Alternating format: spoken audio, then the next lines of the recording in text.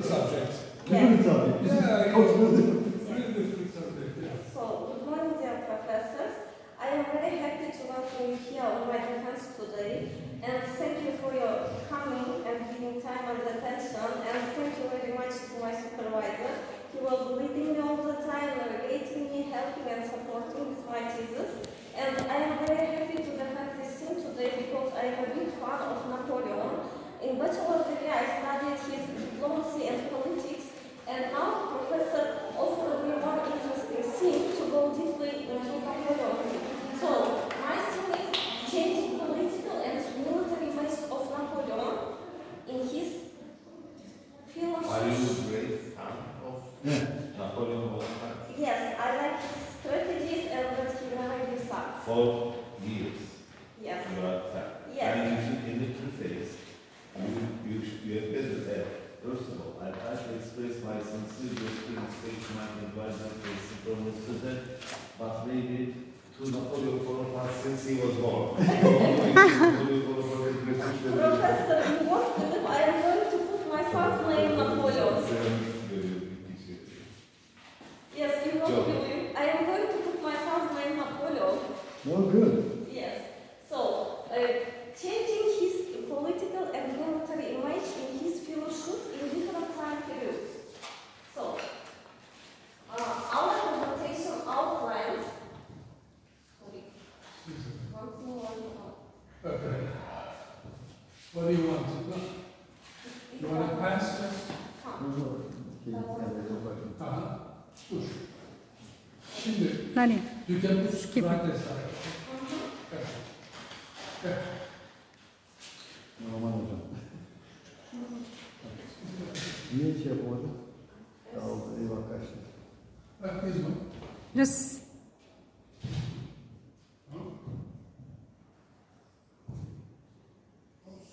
Is this PDF or PPT?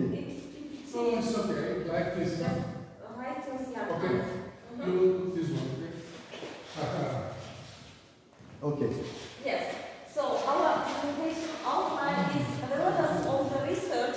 So what is actual about this theme? We will check our research aim, hypothesis and methodology of the research, and of course key findings and discussions, and we will compare films by analyzing them, and we will talk about limitations of the study.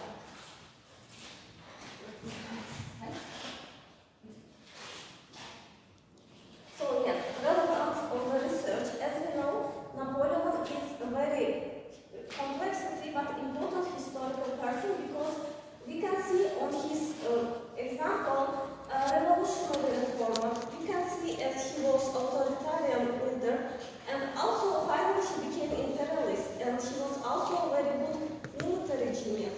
So when we see all this, we can see that he admires filmmakers to make different films about him, but also we need to look deeply how these films show his image in different ways, depending on contemporary ideological situation and political aims at the time when that film was taken, and how it influences politics today. And also we will check, by this research, we will explore films from 1914 till 2023, because I choose especially films that between political events.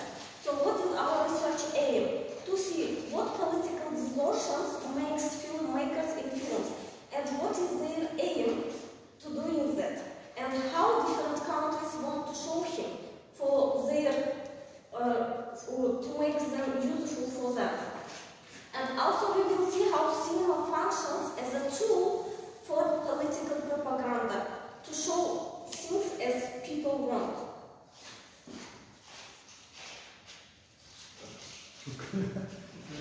So our hypothesis is that in early films Napoleon is a heroic, he is nationalist, but in the middle centuries he becomes a tragic person and also villainous.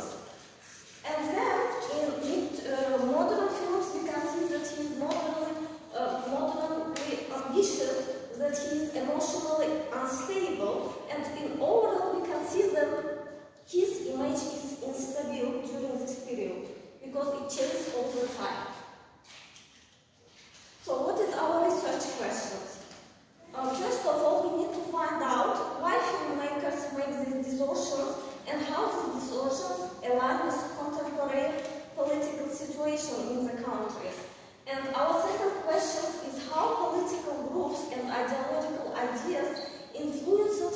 changing, how it works. And third question, how filmmakers excuse themselves about making this change? Because they use excuses as they want to show narrative clarity, that they want to make, for example, market appeal, because we find out that it's influenced not only by politics, but also by commercial and sociological reasons. And the next question is the ways of representation of Napoleon in different countries. So how different countries want to show him. And last question, how these distortions influence our historical memory? How it impacts on people's historical memory? Did you see the 5 films? Yes, I watched them all. I even watched more films about Napoleon. I chose it especially that ones because... It was mandatory. I forced it. Yes. If you don't watch, you don't. I want to learn your expecting, your ideas about Napoleon and so on, okay? Okay. Actually, I told her to go to Belgium and watch Waterloo.